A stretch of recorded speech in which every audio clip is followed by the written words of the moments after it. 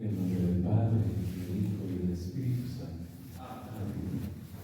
Señor, te damos gracias porque en esta tarde nos has llamado a estar contigo, a escuchar tu voz. Deja que tu voz resuene dentro de nosotros. Y que al resonar dentro de nosotros seamos capaces de ser el eco fiel de la voz de ti que eres el Cristo, el Mesías, el Redentor.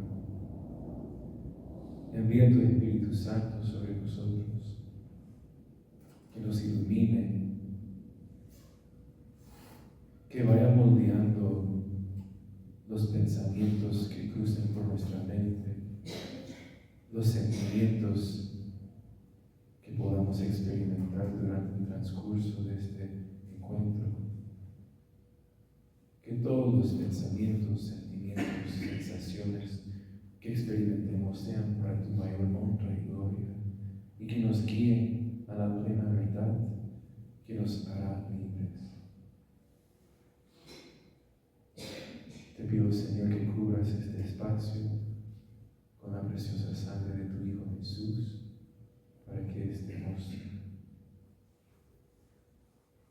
libres, protegidos de cualquier amenaza del enemigo que quiera tentar o desviarnos del recto camino que tú has puesto delante de nosotros.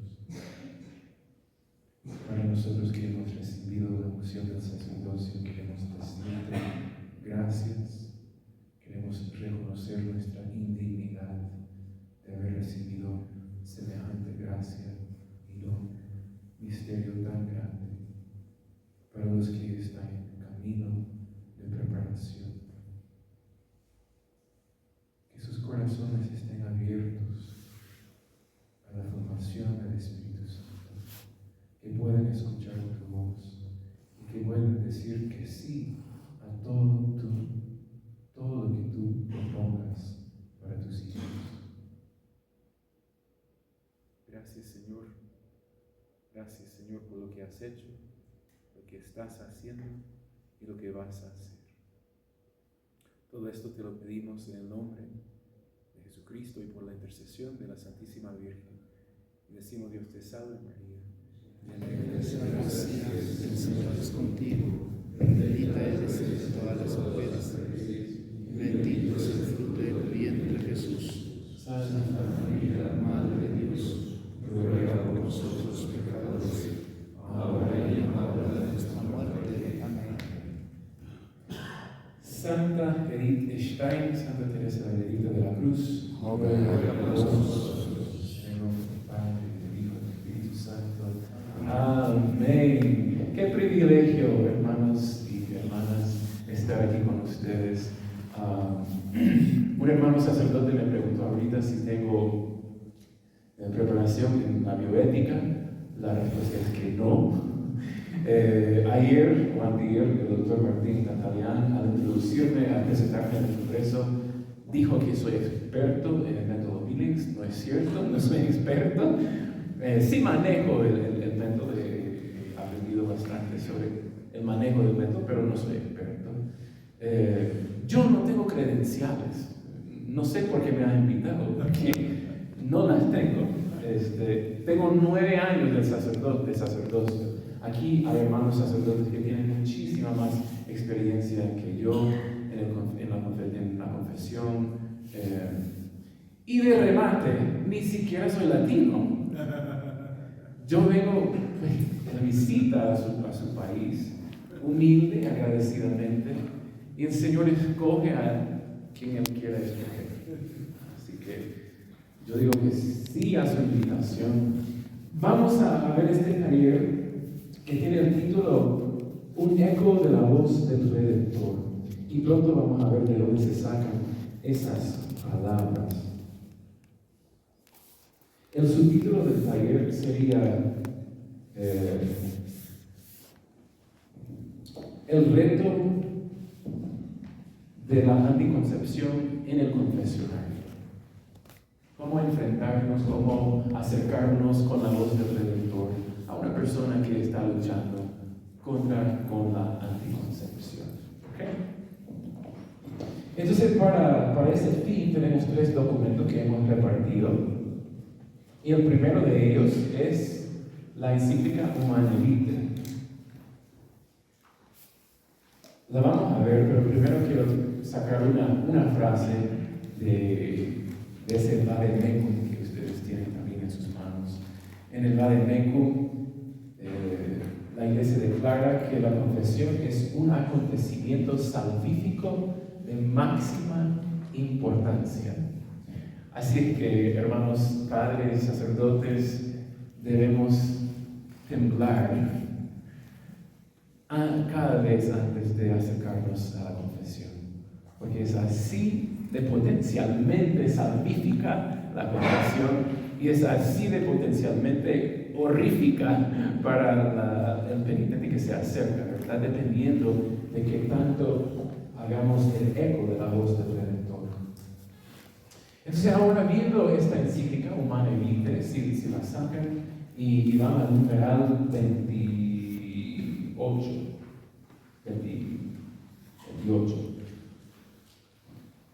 Evidentemente no vamos a leer toda la encíclica aquí, pero sí vamos a leer la parte que se dirige específicamente a los sacerdotes.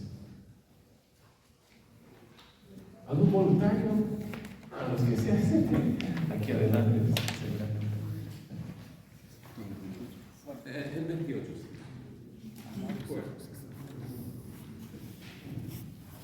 Amados hijos sacerdotes, que sois por vocación los consejeros y los directores espirituales de las personas y de las familias, a vosotros queremos dirigirnos ahora con toda confianza.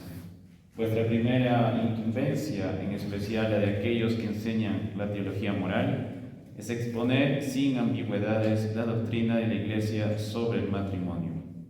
Sed los primeros en dar ejemplo de obsequio leal, interna y externamente, al magisterio de la Iglesia en el ejercicio de vuestro ministerio.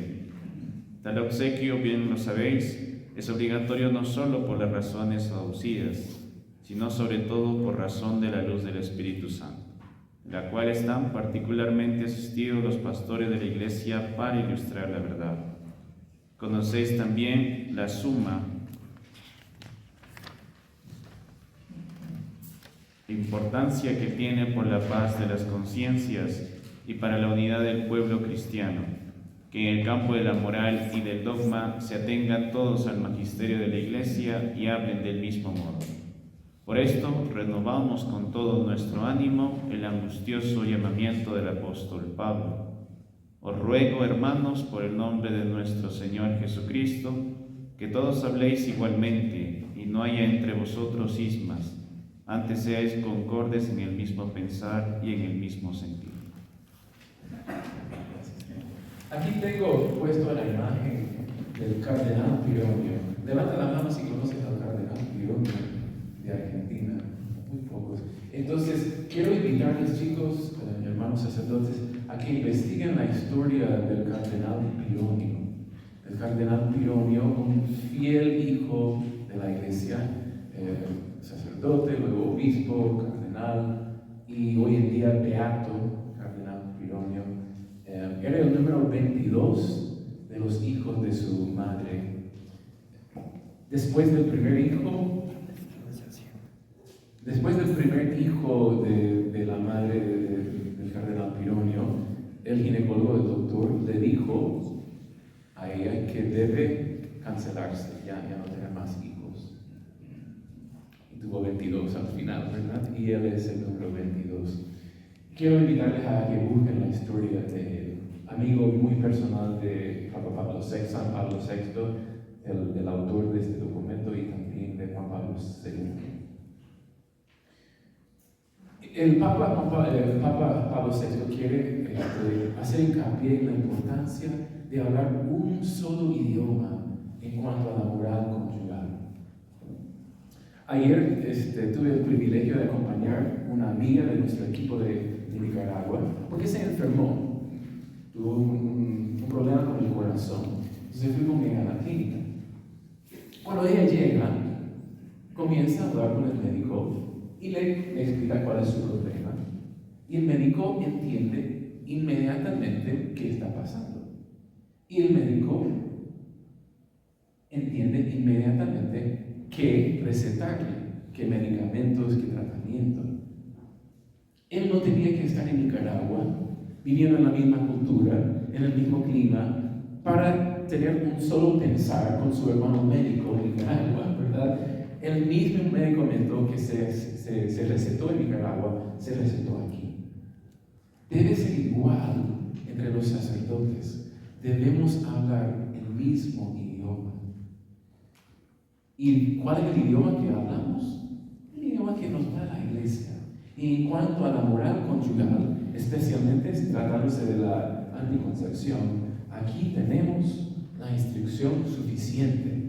Humanamente es suficiente para saber qué debemos hacer o no hacer en cuanto a la anticoncepción, qué es lícito, qué no es lícito. ¿De acuerdo? Es muy importante para la paz de las conciencias de los fieles. El texto sigue, el número 29, dice: no menoscabar en nada la saludable doctrina de Cristo es una forma de caridad eminente hacia las almas. Pero esto debe ir acompañado siempre de la paciencia y de la bondad de que el mismo Señor dio ejemplo en su trato con los hombres, venido no para juzgar, sino para salvar.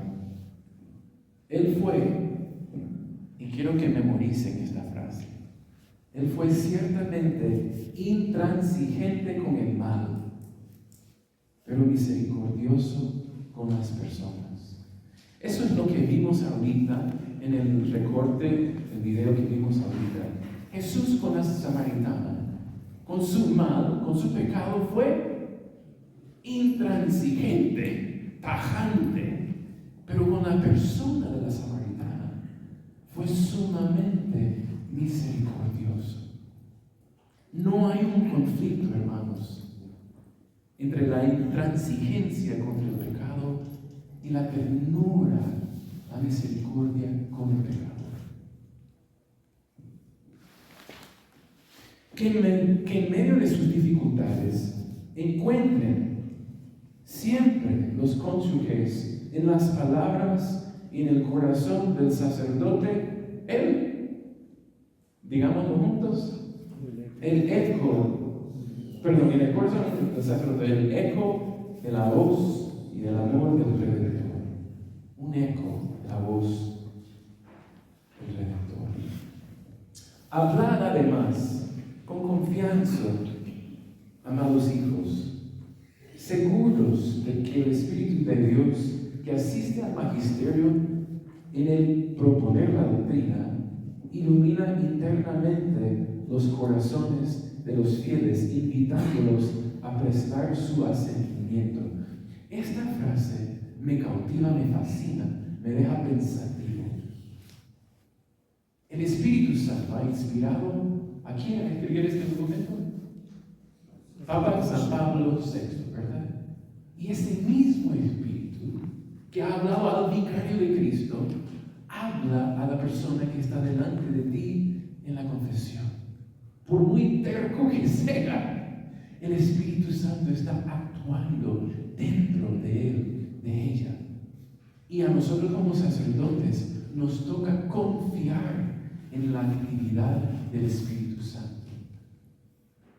En efecto, no somos policía moral, ¿verdad? No hemos venido a controlar el portamiento de algún fiel, de algún penitente. Hemos venido a anunciar la buena nueva y a denunciar el mal, porque el mal hace daño a los hijos de Dios. Y es el mismo Espíritu que puede convencer a los fieles de esta realidad. Confiemos en su labor dentro del penitente. Enseñar a los esposos el camino necesario de la oración, preparándolos a que acudan con frecuencia y con fe a los sacramentos de la Eucaristía y de la penitencia sin que se dejen nunca desalentar por su debilidad. Ahora tienen un manualito en sus manos, no hay excusa para que no la hayan leído de cabo a rabo, de portada a contraportada, más de alguna vez en su sacerdocio, en su vida, en su caminar en el seminario. ¿De acuerdo? Sí, de acuerdo. Entonces ahora vamos a pasar. Ahí está Jesús, intransigente y misericordioso al mismo tiempo. Vamos a pasar ahora al catecismo de la Iglesia Católica, que en efecto cita a esta carta encíclica Humanae Vitae. Y aquí nos da una resumida cuenta de la enseñanza de la Iglesia en cuanto a la realidad de la anticoncepción. ¿Okay? ¿Qué dice la Iglesia? ¿Quién me hace el favor? Me hace el favor. Es intrínsecamente mala toda acción que, o en previsión del acto conyugal, o en su realización, o en el desarrollo de sus consecuencias naturales, se proponga como fin o como medio, hace imposible la procreación.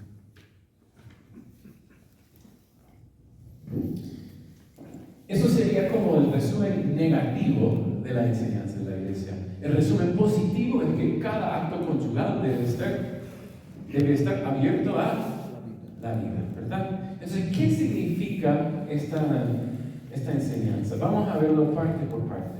¿En previsión de qué? Ojo, aquí vamos a estar hablando sin pelos en la lengua, ¿verdad? Vamos a hablar con mucha franqueza sobre el acto sexual, la sexualidad, porque es necesario para que podamos dar al pueblo de Dios lo que necesita. ¿Okay? ¿En previsión de qué? De tener hijos. En previsión del acto conyugal, ¿verdad? Entonces, cualquier cosa que se haga en previsión, es decir, antes de consumar el acto sexual. ¿A qué se refiere aquí la Iglesia? Por ejemplo, la pastilla, las inyecciones, que son también anticonceptivos hormonales. ¿Algunos de ustedes han escuchado de la T de cobre? ¿Hay alguien aquí que no ha escuchado de la T de cobre? Todos saben qué es la T de cobre. ¿Okay? Otro anticonceptivo. Implante subcutáneo. A veces abren la piel de la chica y meten un palito aquí que es hormonal y así controlan la fertilidad de la pobre mujercita. La esterilización femenina y masculina. Todos estos actos que son en previsión del acto conyugal son ilícitos, van contra la voluntad de Dios y contra la dignidad del ser humano y el acto conyugal. Después dice en su realización, y aquí se refiere, ¿a qué se refiere la Iglesia? El condón dejado dentro del acto sexual, una forma de impedir la vida. El coito interrumpido. ¿Ustedes han escuchado de esto? El coito interrumpido. Esto ocurre en la Biblia, de hecho, en Génesis 38, versículo 8. Si quieren leer un episodio bien escandaloso de la Biblia, pueden leer la historia de Onán. Onán tenía el deber de darle hijos a su cuñada porque se le murió el esposo de la cuñada, y Onán cada vez que tenía relaciones sexuales con su cuñada, bueno, ahora esposa, ¿qué hacía? Eyaculaba afuera y su semen caía en el suelo. ¿Y cómo reaccionó Dios?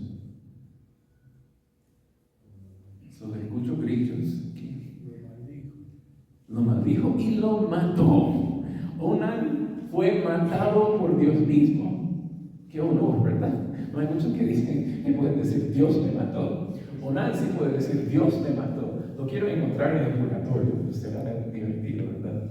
Y eso fue el onanismo, el coito interrumpido, que es también contra la dignidad del acto sexual. ¿De acuerdo? Regresando a eso de insurrealización, aquí también se podría imaginar, por favor, no lo imaginen, se podría imaginar el sexo anal. Eso es algo dentro del acto conyugal que es pues, antinatura y también anti la concepción. Igual, de igual manera, el sexo oral, la masturbación mutua, aunque sea dentro del matrimonio. Ahora, tengo dos asteriscos ahí. ¿Por qué tengo dos asteriscos? Pues hay muchos teólogos morales, que no lo soy, pero hay muchos teólogos morales que reconocen la validez de lo que se llama el juego previo. Yo sé que tenemos seminaristas, pero ustedes tienen que saber estas cosas, ¿verdad? Tarde o temprano. Entonces, el juego previo es una forma de preparar el ambiente sexual para la pareja, para que puedan tener una relación conyugal sana y santa. Entonces, lo que podríamos decir aquí es que si hay besos, aunque sea en todo el cuerpo, es algo perfectamente lícito como previo al acto conyugal. Mejor dicho, para ser más específico, previo a la penetración. ¿Okay? Entonces, besos en todo el cuerpo, previo a la penetración, no es pecado, ¿verdad? Igual si hay tocamientos entre los esposos, en donde sea, previo a la penetración, esto es un juego previo, y moralmente lícito, siempre y cuando termina en ¿qué? Un acto de penetración abierto a la vida. Aquí estamos en los detalles, ¿verdad? Los detalles son muy importantes. Finalmente, la Iglesia menciona que es ilícito hacer algo en contra de la fertilidad, la concepción, en el desarrollo de las consecuencias ¿de qué? Del acto conyugal, ¿verdad? ¿Y a qué se refiere aquí? PPMS significa pastilla para la mañana siguiente, ¿verdad? Entonces, esto realmente no es un anticonceptivo, es un potencialmente abortivo, ¿verdad? Potencialmente, dependiendo si hubo una concepción o no. Aborto directamente querido y procurado aún por razones terapéuticas. Todos estos actos, en previsión, en realización, desarrollo de las consecuencias, son contra la dignidad de la persona, contra la ley de Dios, y como confesores, como representantes de Cristo, nos toca hacer eco de la voz de ese Redentor que denuncia el mal con intransigencia.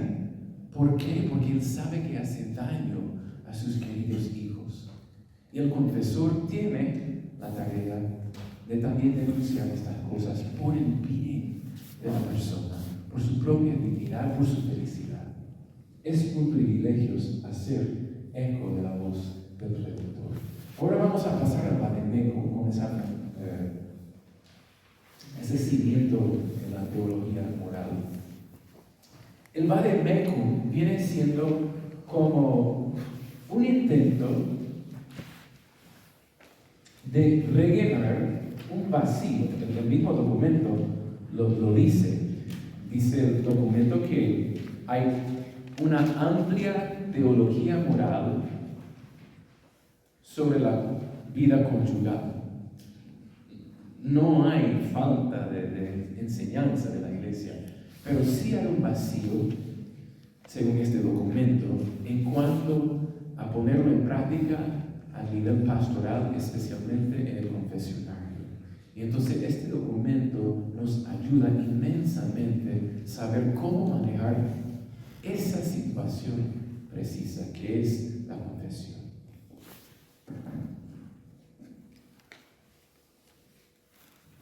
Quiero comenzar viendo este punto 2.4, sería la página.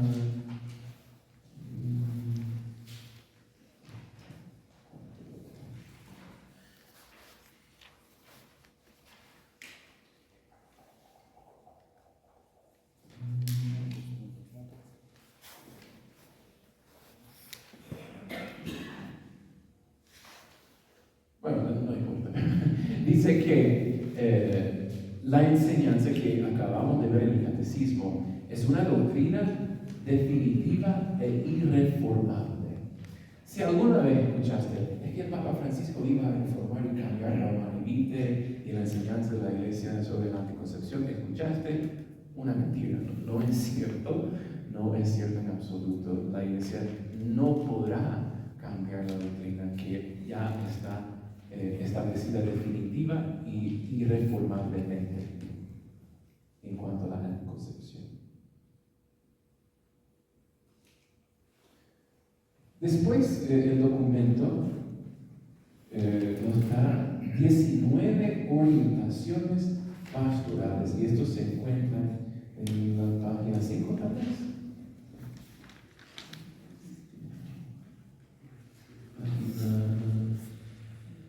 Página 5, así es. Página 5. Disculpen la letra, que es muy pequeña, pero pueden encontrar en línea, ¿verdad? Sí.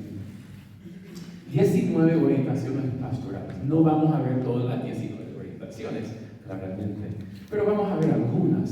Por ejemplo, el documento comienza hablándonos de 4 como que posturas o actitudes que debe tener el confesor, como esta actitud del querido Papa Francisco, ¿verdad? El primero es que el confesor debe ser capaz de inclinarse hacia la miseria. Esto es lo que el Papa Francisco llamaba agarrar el olor de las alpacas, de las ovejas, ¿verdad? Agarrar el olor a la oveja. Ahora, ojo aquí, esto no significa que me sumerjo en el caos del pecado del penitente, pero sí me acerco con mucha ternura, con misericordia, para que el penitente sepa que no está solo. Pero su caos es su caos, su pecado es su pecado, ¿verdad? No voy a dejar que me sumerja en eso. Después dice que un aspecto es la prudente cautela en las preguntas relativas a estos pecados. La prudente cautela. El derecho canónico dice, al interrogar, el sacerdote debe comportarse con prudencia y discreción, atendiendo a la condición y la edad del penitente. Y ha de abstenerse de preguntar sobre el nombre del cómplice de algún pecado. Un sacerdote recientemente me preguntó, ¿qué opina, padre, de hacer una pregunta en la confesión al penitente si está usando anticonceptivos o no? Depende, ¿verdad? Depende de las circunstancias, depende mucho. Si yo tengo una fila de 50 personas esperándome y sé que no voy a poder dar adecuado seguimiento a la situación en que está viviendo la persona, y que no ha voluntariamente ofrecido decir estoy practicando la anticoncepción, muy probablemente voy a practicar en silencio, con prudente cautela. Pero si es una persona que tengo por lo menos unos 5 minutos en la confesión, 5, 6, 7 minutos, y puedo dilatar, extenderme un poquito, y sé que tengo los recursos para la persona, en este caso puedo referir a la persona a aprender el método Billings. Entonces, muy posiblemente, si no ha mencionado el pecado y es una persona casada, tal vez yo digo, ¿y cómo está planificando la familia? Y lo hago así para que la persona no se sienta interrogada, ¿verdad? ¿Cómo está planificando la familia? Y si la persona voluntariamente me dice que tengo tal aparato o mi esposo está usando condones, entonces ahí abre el espacio para dialogar sobre el mal de la anticoncepción y el bien de la castidad conyugal. Siempre con prudente cautela. Animar a la arrepentimiento. Un aspecto es la ayuda y el estímulo que debe ofrecer el sacerdote al penitente para que se arrepienta y se acuse íntegramente de los pecados graves. Si la persona está en ignorancia y tengo el espacio, el tiempo de explicarle un poco del por qué la anticoncepción es grave, entonces lo hago para que su arrepentimiento sea pleno. Luego dice el documento: los consejos que en modo gradual animen a todos a recorrer el camino de la santidad. Y vamos a ver más sobre esta palabra gradual a medida que vamos avanzando en el taller. El número 2 de estas orientaciones dice, la batería se está agotando.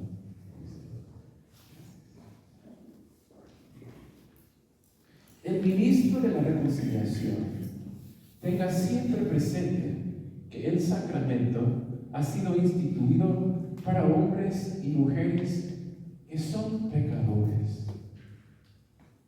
Acoja, por tanto, a los penitentes que se acercan al confesionario, presuponiendo, salvo que exista prueba en contrario, la buena voluntad que nace de un corazón arrepentido y humillado, aunque en grados distintos, de reconciliarse con el Dios misericordioso.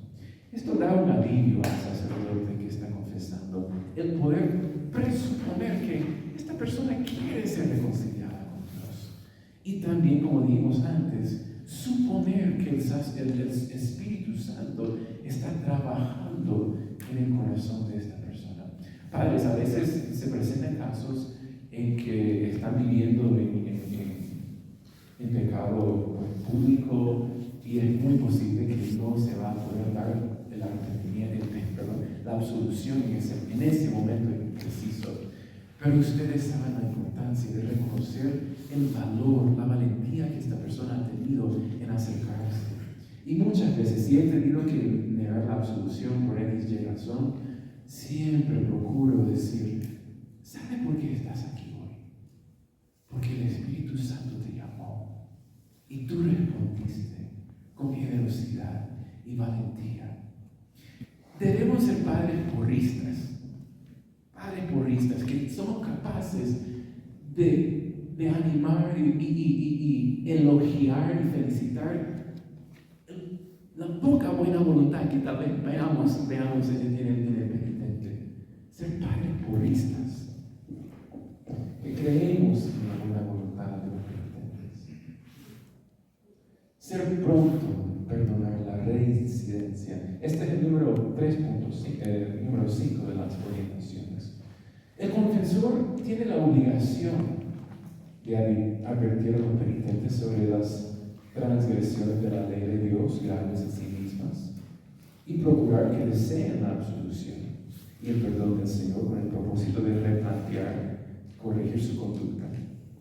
De todos modos, la reincidencia de los pecados de contracepción no es en sí misma motivo para negar la absolución. En cambio, esta no se puede impartir si falta el suficiente arrepentimiento o el propósito de evitar el pecado.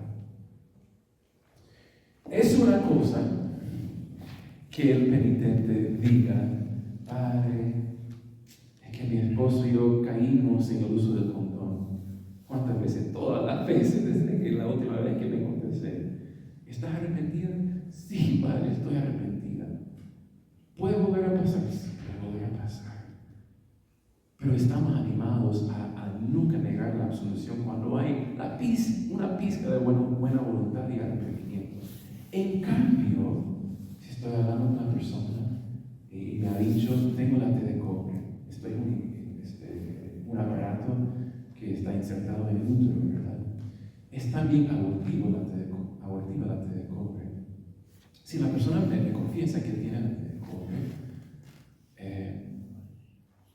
voy a expresar toda la misericordia del Señor Jesús, ¿verdad? Voy a escuchar atentamente a cómo es la situación que está viviendo. Quiero tener mucha compasión y comprensión con la persona, pero al final de la confesión tiene que haber una invitación. El Señor te invita a retirar este aparato, porque en efecto está haciendo mucho mal. Si la persona es obstinada y dice: no me la voy a retirar, La necesito. No puedo tener otro hijo. No me importa que estoy perdiendo bebés cada vez que tenga posiblemente relaciones. Esta persona está obstinadamente en el pecado. No quiere arrepentirse. Y pues depende de la situación, pero es muy probable que en esta situación no va a ser posible la absolución por la falta de arrepentimiento. Dejar a los penitentes en buena fe si se encuentran en el error debido a una ignorancia subjetivamente invencible. Este es el número 8 de las orientaciones. El número 8.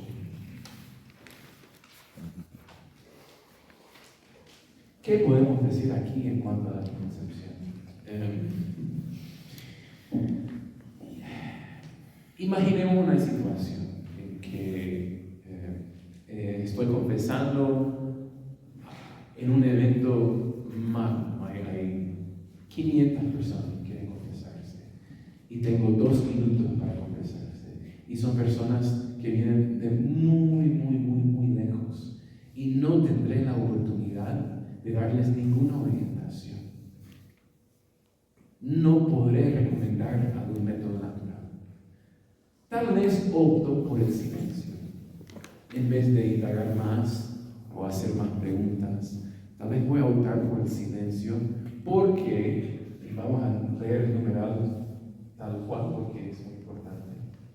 Ciertamente continúa siendo válido el principio también referido a la castidad conyugal, según el cual es preferible dejar a los penitentes en buena fe, si se encuentran en el error debido a una ignorancia subjetivamente invencible.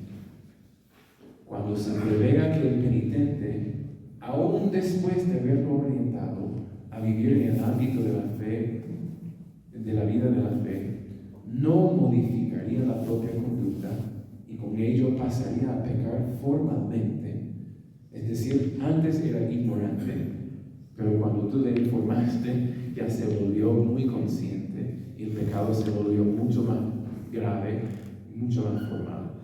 Sin embargo, aún en esos casos, el confesor debe animar a estos penitentes a acoger en la propia vida el plan de Dios, también en las exigencias conyugales, por medio de la oración, la llamada y la exhortación a la formación de la conciencia y la enseñanza de la Iglesia. Si esta persona, que es subjetivamente, invenciblemente ignorante, me pregunta si es pecado usar un condón o esterilizarse, el eco de la voz del Redentor tiene que decir que sí. Yo no puedo mentir, sí sería un pecado. Pero también tengo la opción de guardar silencio si no me han preguntado, ¿verdad? La ley de la gradualidad. Esto no se puede confundir con la gradualidad de la ley. Y aquí vamos a usar como una analogía para ayudarnos a entender de qué se trata esta diferencia entre la ley de la gradualidad y la gradualidad de la ley. La ley de la gradualidad dice que siempre nos va a costar acoger plenamente la enseñanza de Jesús. Siempre nos va a costar seguir fielmente los pasos del Señor Jesús. Es un proceso gradual de crecer en santidad. Y es importante que como sacerdotes reconozcamos y respetemos este proceso gradual que Dios está realizando en el penitente. Eso no es igual que una supuesta gradualidad de la ley. O sea, para una persona que es débil se aplica una ley. Para una persona que es más o menos fuerte, otra ley. Una persona que es moralmente muy fuerte, otra ley. No es así. Eso sería igual que aquí tenemos 2 personas escalando esa montaña, la Himalaya, y el guía, el que es más corto, más bajo, es capaz de trepar esa montaña con facilidad, porque ahí vive y él conoce las condiciones de todo. Y el venido aquí, quería subir también, entonces pidió la ayuda de este Señor. El Señor que le está ayudando.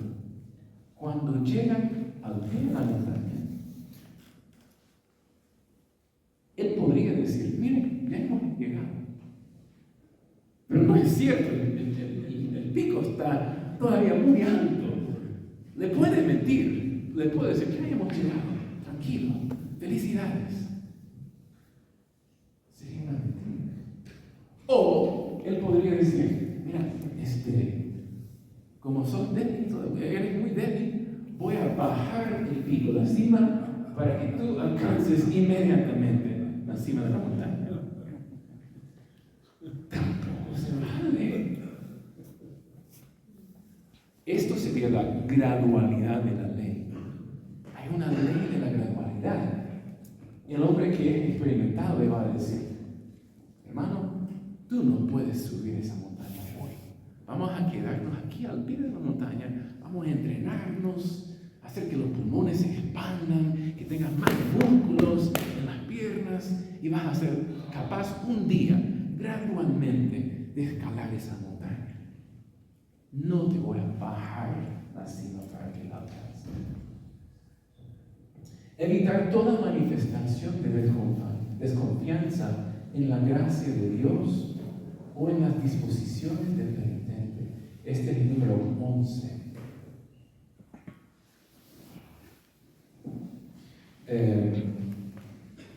Una vez mi distinguida colega aquí, Mike Zelaya, aquí está atrás, ella está directora del método Billings en Nicaragua, tuvimos el privilegio de ir con su esposo a dar una charla a unos sacerdotes de una diócesis lejana, no era aquí, ¿verdad? Y pues yo di una buena charla, humildemente, fue una buena charla. Y mis colegas dieron una charla, pero fuerte, muy buena. Y vimos que los sacerdotes estaban como que animados, conmovidos, etc. Qué bueno. Fuimos a almorzar. Y de regreso del almuerzo, el esposo de Miley andaba unos 2 pasos detrás de un par de sacerdotes. Y él les escuchó decir uno al otro, sí, pero ese método Billings, eso es para seres humanos. Como quien dice, mi pueblo compuesto de animales. Qué falta de respeto por el ser humano. Qué falta de respeto de ver la capacidad de crecer en santidad de cualquier ser humano. Estamos llamados a evitar cualquier manifestación de desconfianza en la capacidad de los penitentes a mejorarse, aunque sea muy gradualmente, gateando por el piso y un día caminando y después corriendo. Tendremos la paciencia de Cristo con los penitentes. Los fieles, este es el número 16 de las orientaciones. Los fieles se escandalizan por una falta de unidad, tanto en la catequesis como en el sacramento de la reconciliación. Aquí de nuevo menciono la importancia de tener un solo lenguaje. Imagínense, hermanos, qué difícil es cuando un penitente se sienta con un sacerdote y el sacerdote le dice la verdad con caridad y después va a otro sacerdote y dice, no, es bueno, tú puedes usar condones, no hay problema, esterilízate, no hay problema. Imagínense la confusión que genera en la conciencia del penitente cuando quiere escuchar el eco de la voz del Redentor, más bien escucha mensajes conflictivos que no se cuadran.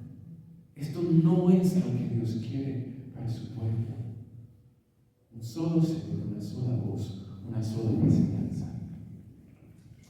Hay aquí una riqueza en este documento del Padre Meco.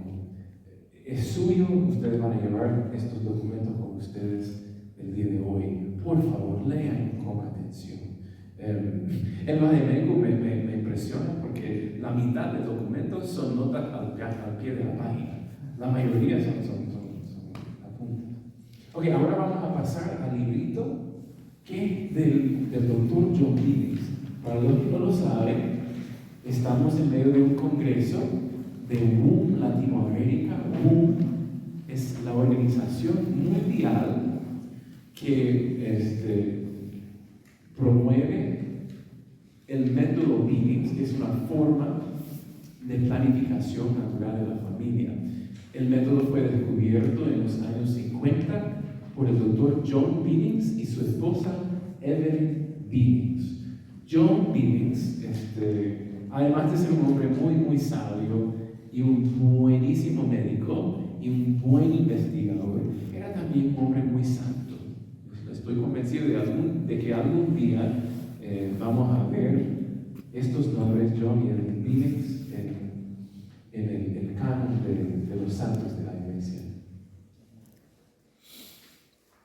Y en este librito, John ha querido compartir su sabiduría que ha adquirido a lo largo de muchos años de trabajar con parejas. John y Evelyn, su esposa, viajaron a más de 80 países a lo largo de más de 30 años difundiendo este método que lleva su apellido Billings. Y en el transcurso de esos viajes conocieron una cantidad de matrimonios de todo índole. Personas muy ricas de, qué sé yo, Europa, hasta personas muy, muy pobres en África, personas de clase media, personas de mucha, mucha preparación en la educación, personas analfabetas, personas de todo tipo de vida. Y a lo largo de esta experiencia con tantos matrimonios y sus muchos problemas y dificultades y situaciones y circunstancias muy, muy particulares, él ha podido formular algunas opiniones sobre cómo vivir sanamente el matrimonio. Él mismo, con Evelyn, ellos tuvieron 9 hijos. Parece que no usaron muy bien su método o decidieron no usarlo, ¿verdad? En la página 23 leemos lo siguiente. Si fuera posible persuadir a las jóvenes parejas para que contraigan matrimonio, ya encontraron la palabra. ¿Ya? Okay. Si fuera posible persuadir a las jóvenes parejas para que contraigan matrimonio dispuestas y deseosas a seguir sus inclinaciones naturales en materia de amor, ¿qué significa eso? Que le den rienda suelta a su deseo de estar juntos en el acto conyugal, dejando a Dios la decisión de si tendrán hijos o no. Habría infinitos más matrimonios en la comunidad de los que realmente existen hoy. La planificación familiar se reconocería como problema que afectaría a la mayoría cuando la madurez sexual y la armonía de la vida en común hacen que sea fácilmente aceptable para ambos cónyuges sin traumatismos. ¿Qué significa todo esto?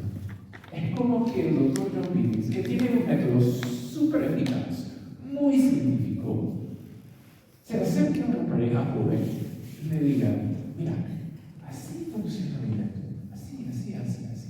Es muy eficaz, es muy bueno, va a beneficiar mucho su matrimonio, pero por favor no lo uses.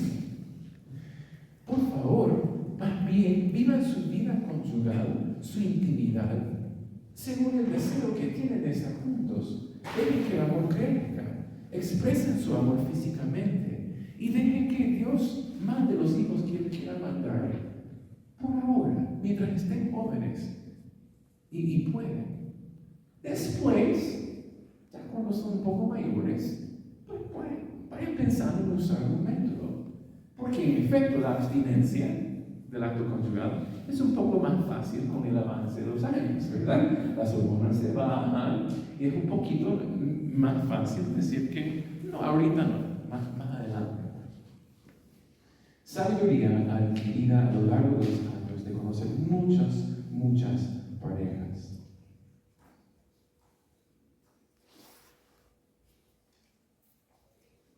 Aquí están fotos, aquí tengo fotos de John y Evelyn en algunos de sus muchos viajes a tantas diferentes partes del mundo, con personas de experiencias tan diversas.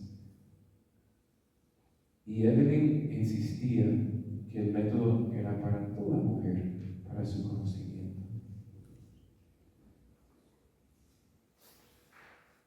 Aquí vamos a leer la página 54. Y esto va de la mano con lo que hemos leído ahorita.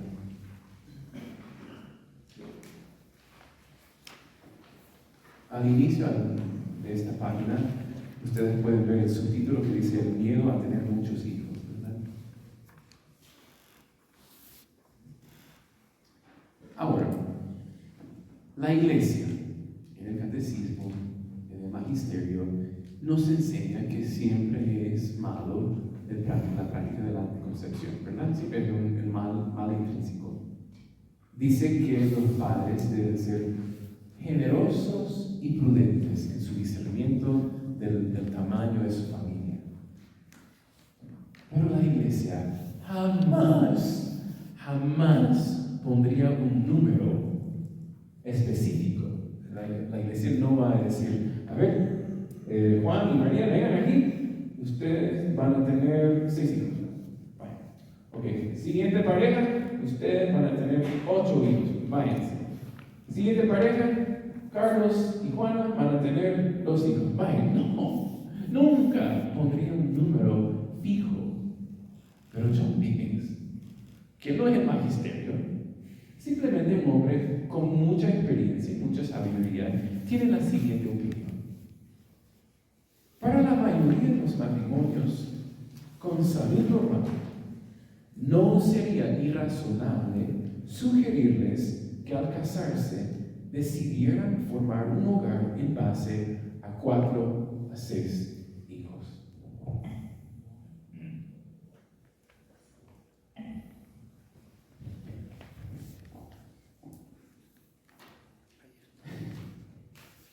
Y tengo que tomar eso, porque eso es muy contracorriente pensar en tener 4 a 6 hijos como base. Pero escuchemos lo que dice.